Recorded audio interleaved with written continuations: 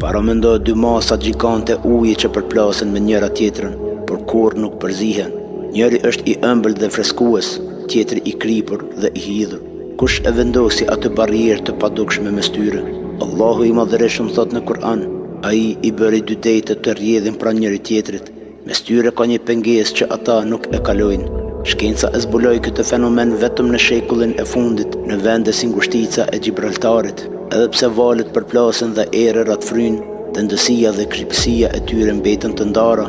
Ky nuk është një proces mekanik i natyrës, por një urdhër hyjnor që mban ekuilibrin e jetës në oqeane, një mrekulli që qëndron para syve tanë si dëshmi e pafundësisë së Krijuesit. Nëse Allah mund të mbajë dy dejte të ndara me një kufi të padukshëm, ai ka fuqinë të vendosë qetësi në mes të kaosit të jetës tënde. Besoj atij që kontrollon çdo pikë uje në univers. Shkruaj subhanallah nëse kjo mrekulli ta shton besimin dhe shpërndaje videon tek dikush që ka nevojë ta shohë fuqinë e Allahut. Tema e radhës do jetë sekreti i hekurit, pse nuk u krijua në tokë.